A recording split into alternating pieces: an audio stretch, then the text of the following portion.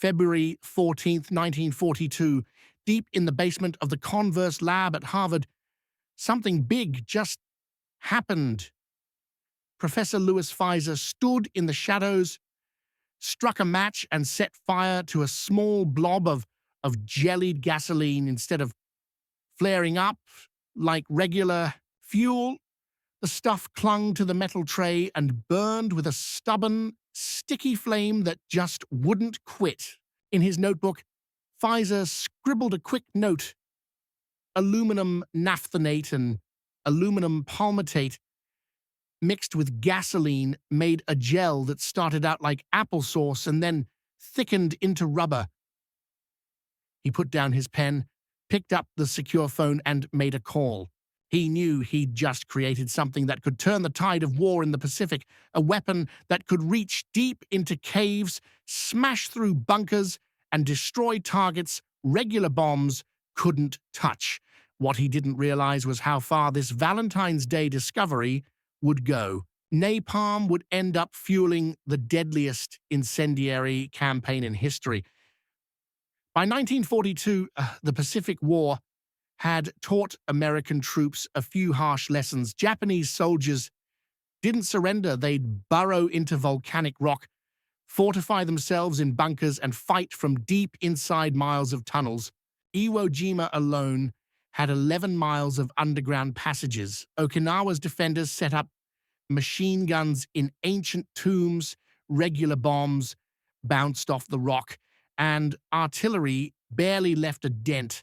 The U.S. military needed something new, something that could reach into the dark places where the enemy hid. Nobody expected the answer to come from a Harvard chemist.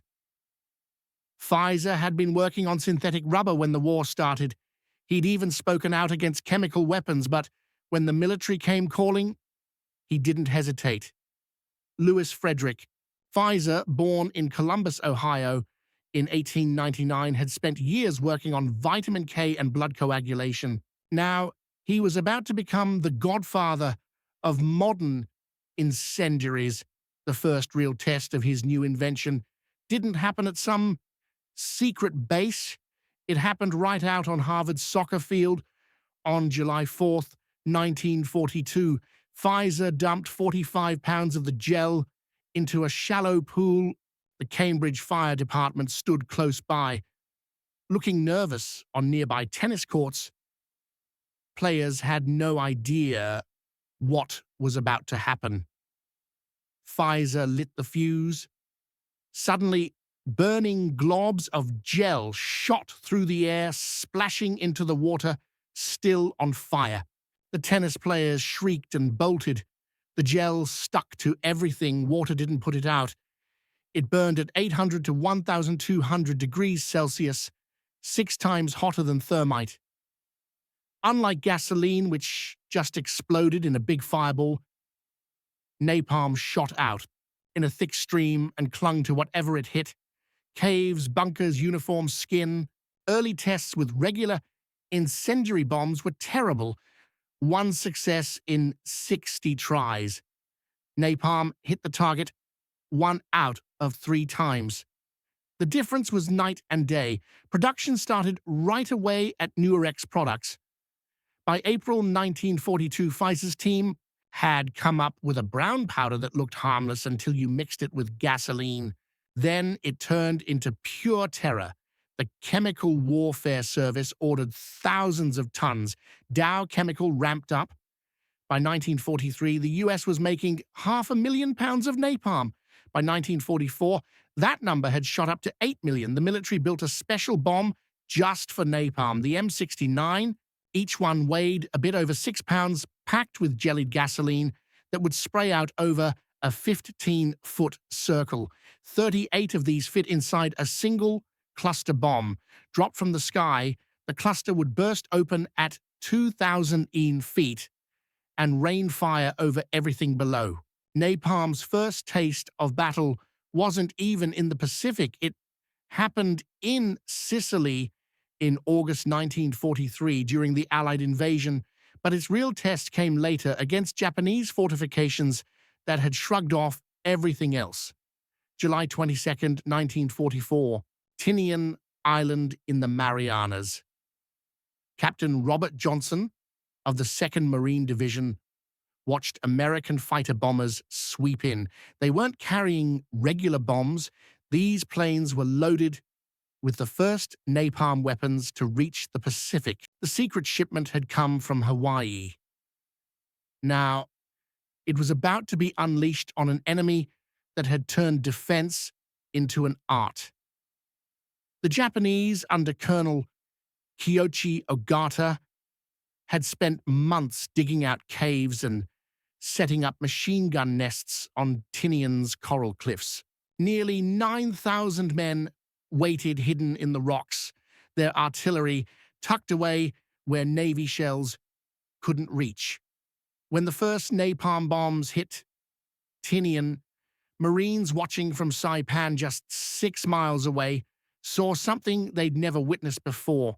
Instead of the sharp blasts of regular bombs, they watched orange fire sweep over Japanese defenses in a rolling wave. The flames didn't just burn the surface, they crept into caves, poured into bunkers, snaked through firing slits.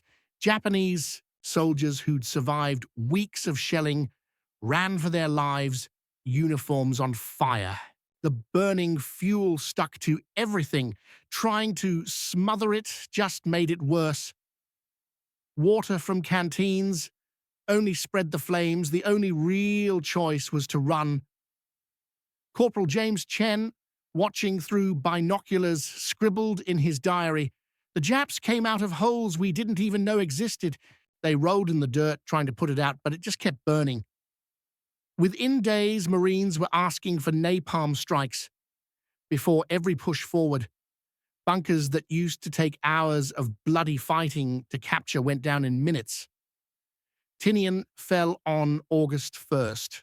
Out of 9,000 Japanese defenders, only 313 survived. And for the Americans, Tinian was just the start. On Saipan, Marine tank crews found that portable flamethrowers had a similar effect up close. The M2 flamethrower could shoot thickened fuel 40 yards, but the men carrying these 70-pound tanks on their backs were basically marked for death. Once they fired, they had a 90% casualty rate. Something had to change. Enter the Navy CBs. They rigged Sherman tanks with CBH-1 flamethrowers. Marines called them Zippo tanks. These beasts could shoot liquid fire 150 yards and kept their crews safe behind armor. 8 of these tanks landed on Iwo Jima on February 19, 1945. What happened next showed just how terrifying napalm could be against some of the toughest defenses anywhere in the Pacific. February 23rd, Iwo Jima, an island that lived up to its volcanic name. Corporal Herschel Woody Williams crawled toward a Japanese pillbox, dragging his M2 through black ash. His unit was pinned down by machine guns hidden in concrete bunkers. Artillery hadn't worked. Naval guns had failed. Charging meant certain death.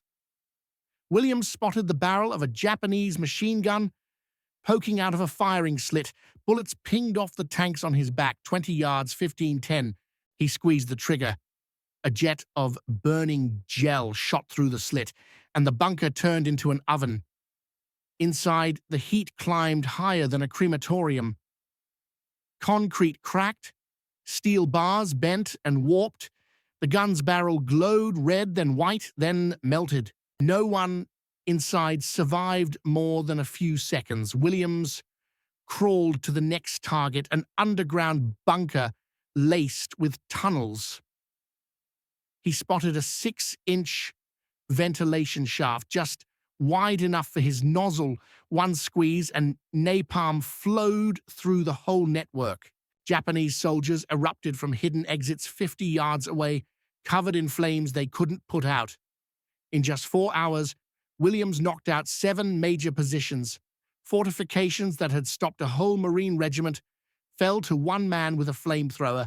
He got the Medal of Honor, but the real game-changer was the weapon itself. Lieutenant General Tadamichi Kuribayashi the Japanese commander on Iwo Jima, had spent a year turning the island into a fortress. His plan was brutal: make the Americans bleed for every yard. His 21,000 troops dug miles of tunnels through volcanic rock. They stocked up on food, water, ammo, enough for a month.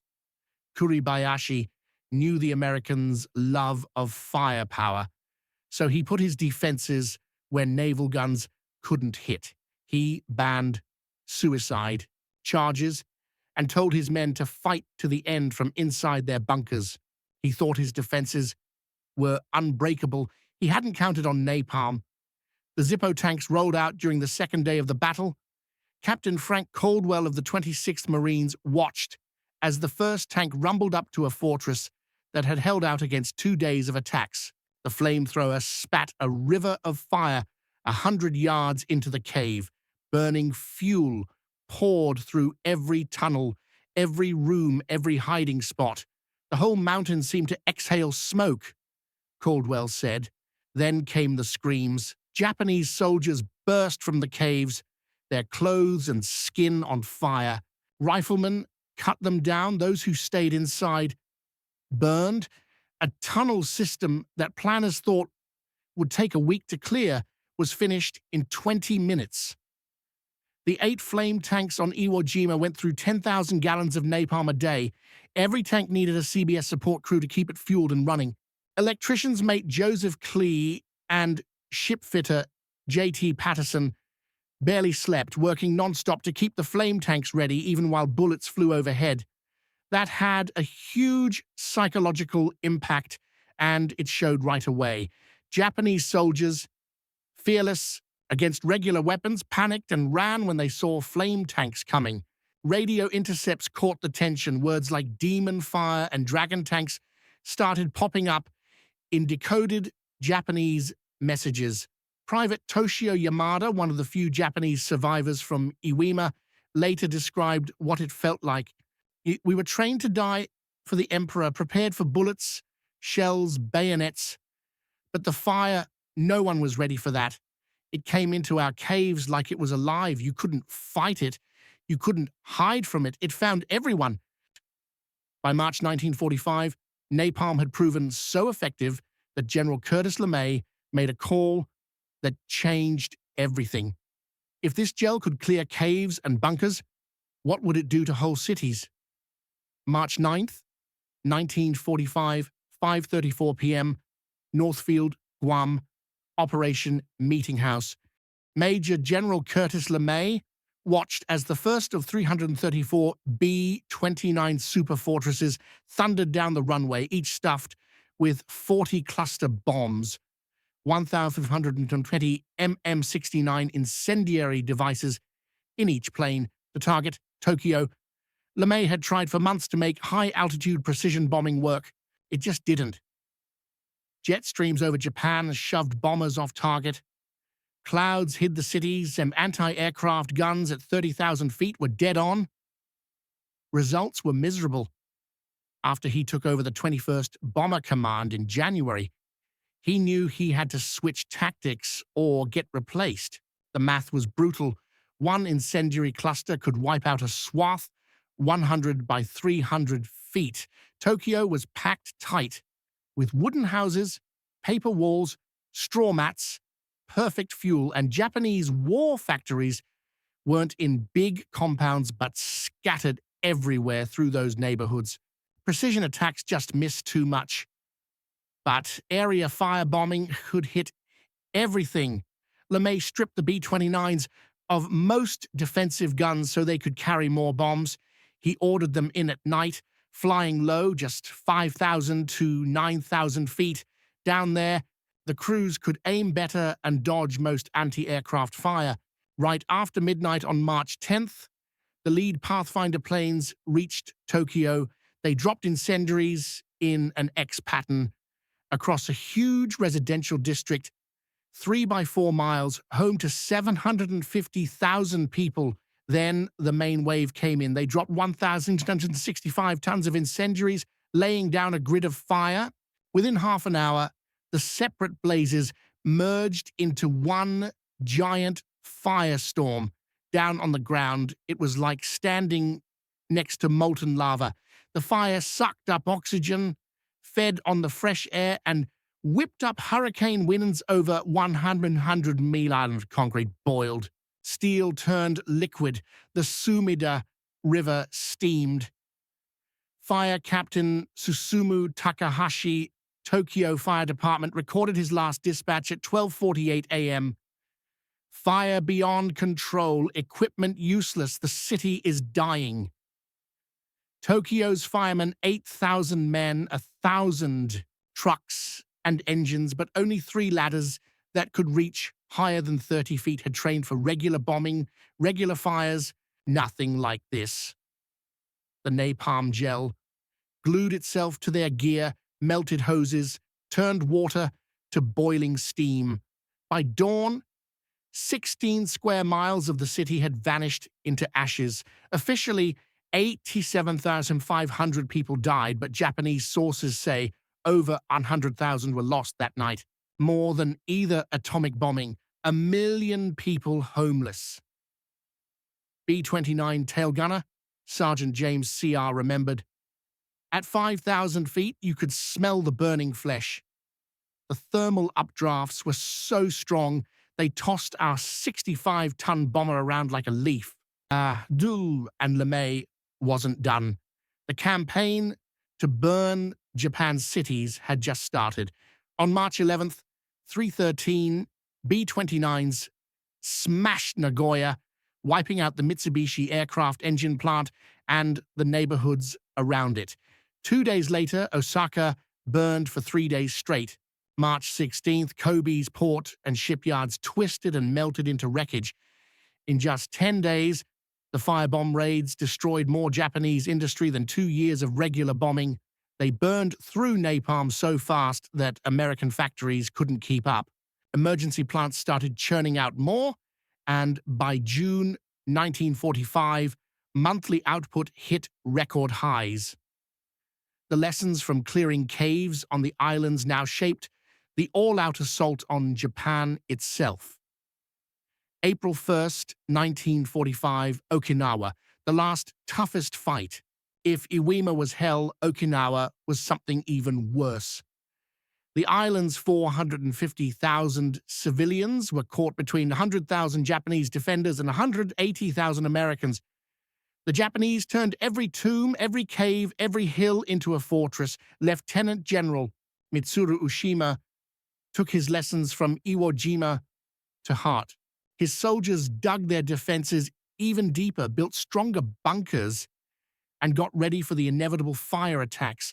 They stashed water in the caves, made fire breaks in the tunnels, and threw together makeshift protection. Wet rags, mud, anything to shield themselves from the flames. None of it mattered. For Okinawa, the 713th Tank Battalion rolled in with nothing but flame tanks. 54 Shermans, each packing a Ronson flamethrower that could shoot fire 60 to 80 yards.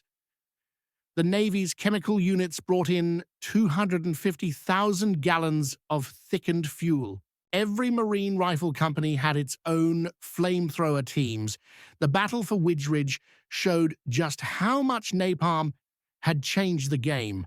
The Japanese had built a web of fortifications on the reverse slopes, out of reach from artillery and air strikes. Marines from the 1st Division spent 3 days trying to move forward 100 yards. They paid for every inch with blood.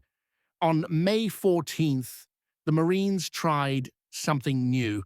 They dragged barrels of incendiary gel up to the top of the ridge, shot holes in them, and rolled them down onto Japanese positions. Then they lit them up with white phosphorus grenades. The whole hillside turned into a furnace. Defenses that had held out for days collapsed in hours.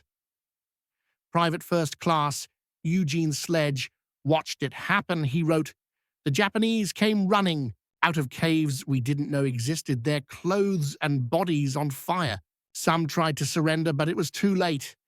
The napalm had already done its work. They collapsed after a few steps, the fire still burning even after they were dead.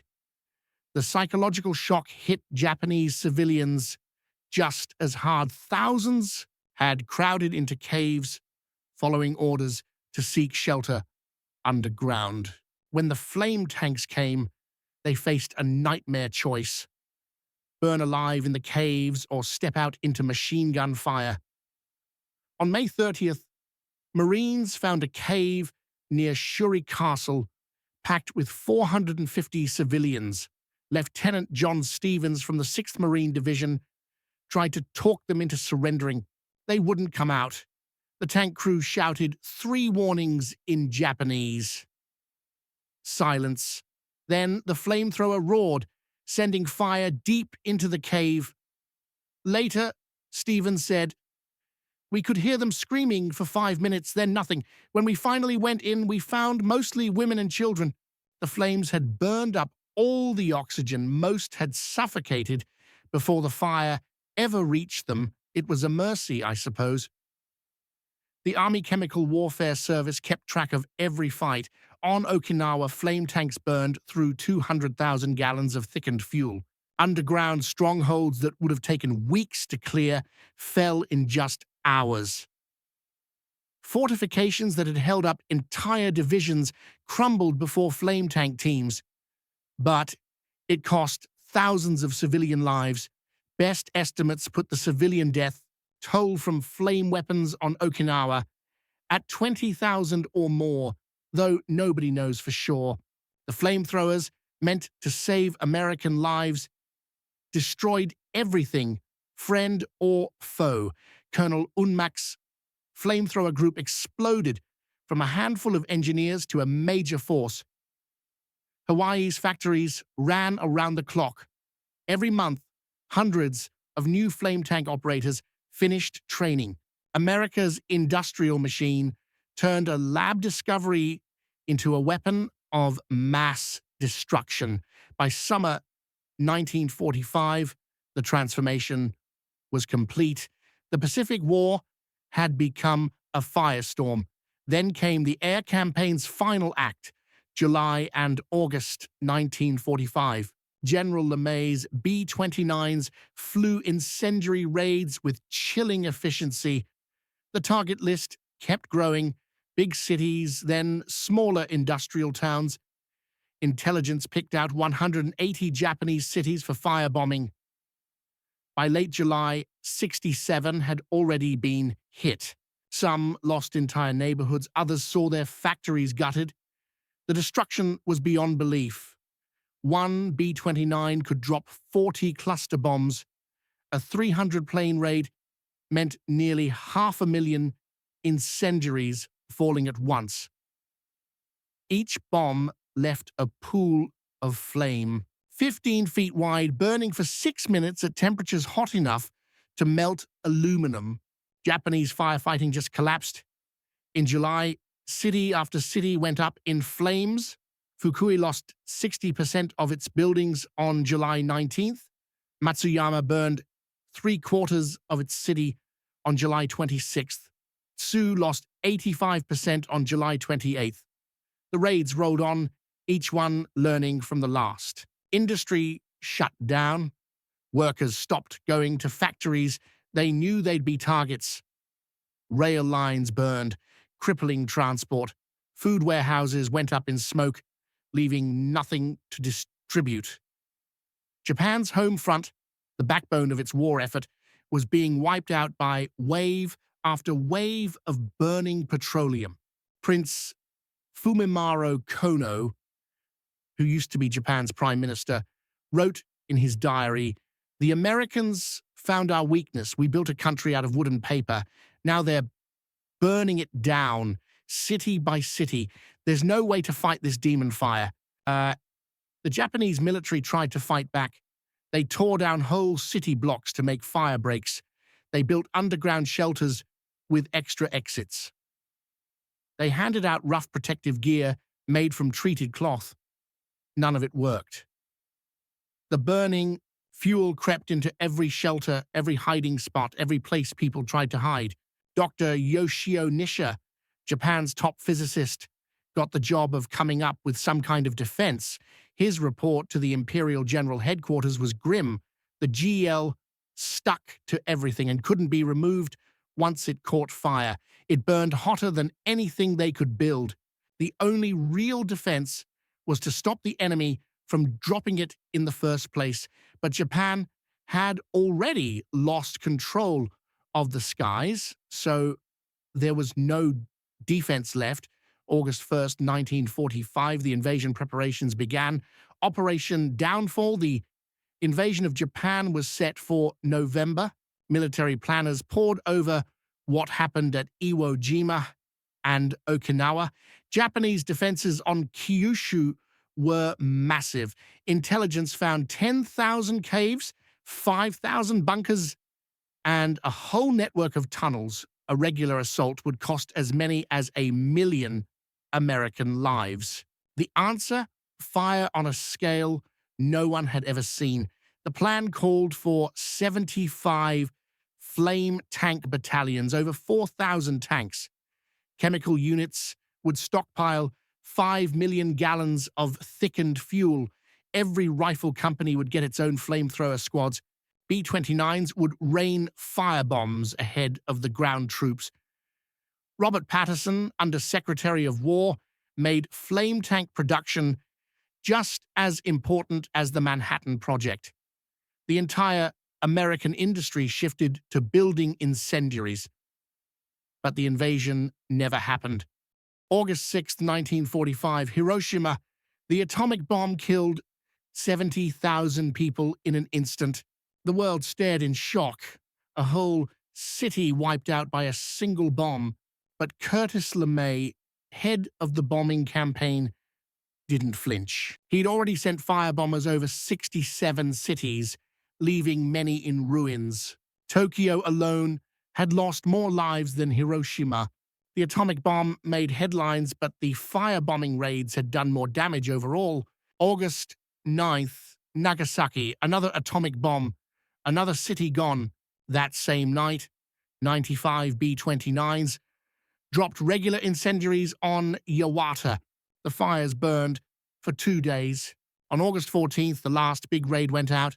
Even while Japanese leaders tried to work out surrender terms, 160 B-29s bombed Kumagaya and Isesaki. Flames still burned as diplomats negotiated. August 15th, Emperor Hirohito announced Japan's surrender.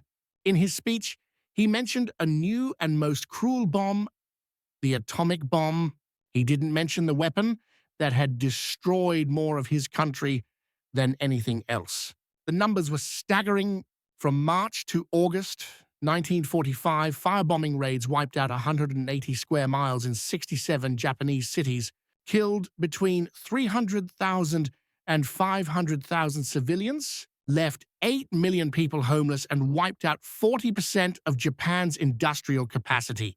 A 1946 report from the National Defense Research Council counted 40,000 tons of M69 incendiary bombs dropped on Japan during the war. The Pacific War didn't end with a blinding atomic flash. It ended in the fading glow of thousands of fires. After the war, Professor Louis Fieser went back to his chemistry lab at Harvard, where it all started. He got the Medal for Merit, the highest civilian honor in the country.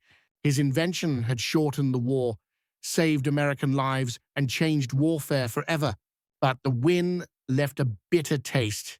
In 1967, during the Vietnam War, Fieser watched TV footage of napalm strikes. Kids running down roads, bodies on fire, villages burning. The thing he invented to destroy enemy bunkers was now torching whole towns. In June 1972, Fieser wrote to President Nixon asking for an international ban. When we developed napalm, we never thought about using it against people. We were thinking about structures, fortifications. I don't have the right to judge the morality of napalm just because I invented it, but I believe its use should be restricted.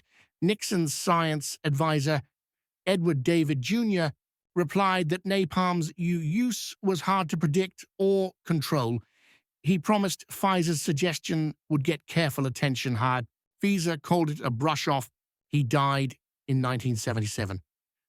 When Harvard's Gazette published his obituary, they mentioned his work on vitamin K and anti-malarial drugs. No mention of napalm.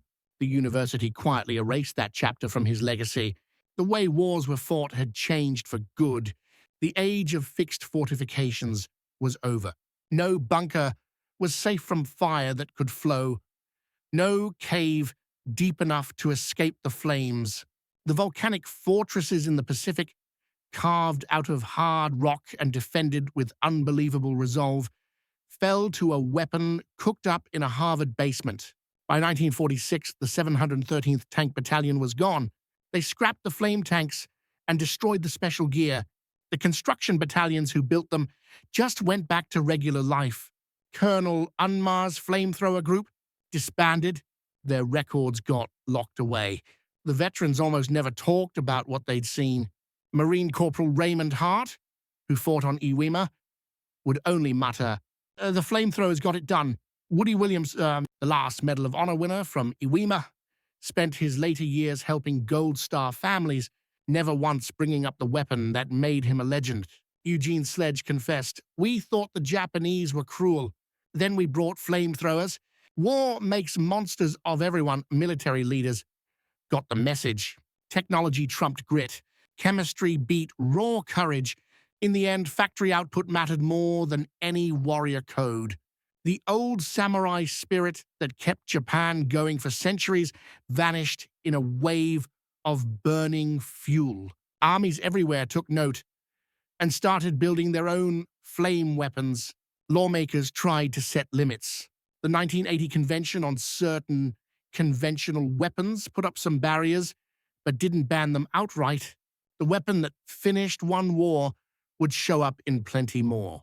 The science behind it all had a strange afterlife. Research into jellied gasoline spun off into polymer chemistry, fire safety, and materials science.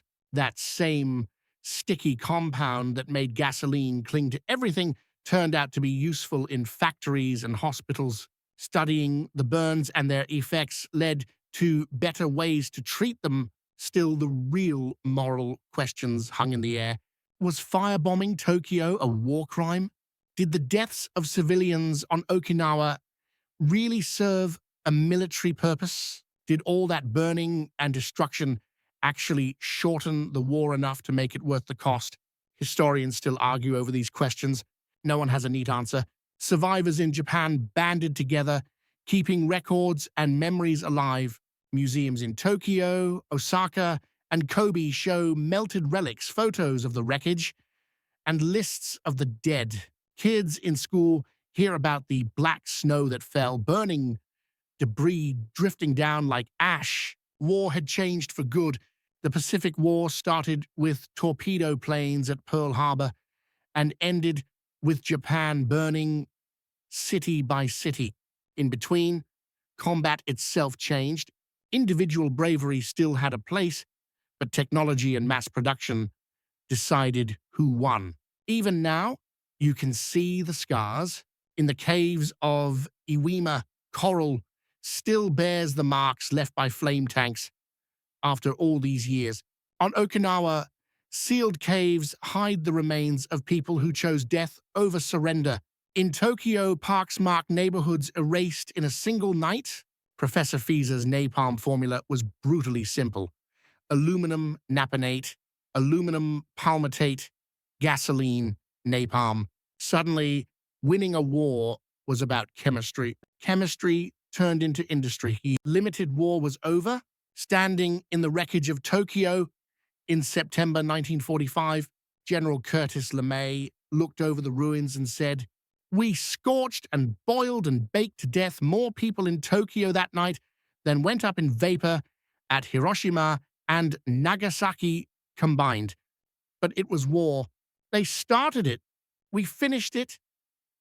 The Pacific saw the birth of modern total war, not because of the atomic bomb, but because of a sticky gel that burned hotter than anything before. Napalm changed how wars were fought permanently. That Harvard invention killed more Japanese than any other American weapon. It devoured a nation that believed itself untouchable. The post-war bombing survey didn't mince words. Japan would have surrendered by November 1945. No atomic bombs, no Soviet invasion needed. The firebombing campaign broke Japan's ability to keep going. The scientists who built these weapons carried that weight. Louis Fieser wasn't the only one with regrets. A lot of engineers and chemists who worked on flame weapons struggled with what they'd unleashed. The construction battalions who had signed up to build things ended up as agents of destruction. For Japanese survivors, the scars, physical and emotional, lasted for generations. Kids who ran through burning streets kept having nightmares. Even the smell of gasoline, decades later, could send them into panic. Burn scars never faded. And yet, out of all that destruction, something unexpected happened. Japan, burned to the ground by American firebombing, ended up one of America's closest allies. The cities that once turned to ash came back, this time as busy hubs of business and culture. Tokyo took the worst hit of all, the single most devastating raid ever. But look at it now, a world city, alive and booming. In military circles, people still study the Pacific firebombing campaign. Some call it a strategic masterpiece. Others see it as a warning about what total war actually means. The way they merged tactical and strategic firebombing showed just how far one weapon could go, from burning out a single bunker to wiping out an entire city. Modern law tries to rein this in. The 1980 Protocol on Incendiary Weapons puts limits in place, but let's be honest, military needs usually win out over humanitarian concerns. In Japan, the firebombing lingers in memory, but not always in the same way. Some see it as proof of where militarism leads. Others just see the raw brutality of war. Most people, though, remember it as a human tragedy, something no one wants to repeat. Every year, fewer survivors show up at the commemoration. America's memory of the firebombing is different, cloudier. The atomic bombings grab all the attention. The firebomb raids, which actually killed more people, get pushed to the margins. There's a reason for that. 2 atomic bombs are easier to wrap your head around than months of relentless fire. It took just 3 years to go from lab experiments at Fieser to Tokyo's ruins. Napalm started as a curiosity, then turned into the most destructive conventional weapon anyone had ever seen. Even now, napalm and its relatives sit in military stockpiles around the world. The principle hasn't changed. Sticky, burning fuel that clings to whatever it touches. Professor Fieser spent his last years teaching and writing chemistry textbooks with his wife, Mary. He barely talked about napalm, choosing to focus on his other work, but you could tell the weight of its legacy stuck with him. Sometimes he wondered how things might have gone differently, but he knew deep down it was a pointless question. If he hadn't invented it, someone else would have. The chemistry was too basic, the military need too pressing, the factories too ready. Once modern chemistry met modern war, the weapon was basically inevitable. Napalm's story leaves one thing clear. In total war, there's no limit to what humans will invent to destroy each other. The same factories that make life better can just as easily wipe it out. As the survivors pass away, their memories slip into history. The scars fade, cities rise again. People move on, but the threat, what we're capable of, never really disappears. The war ended, the flames went out, but the questions napalm raised are still with us. One lesson stands out. In the age of total war, those who could build the deadliest weapons and use them came out on top. Japan's defenses, carved in stone and manned by people ready to die, collapsed under American fire. The Pacific fortress burned, and from its ashes came the modern world. All this sparked by a weapon born in a university lab, tested on a soccer field, and unleashed across the islands until it swallowed an empire.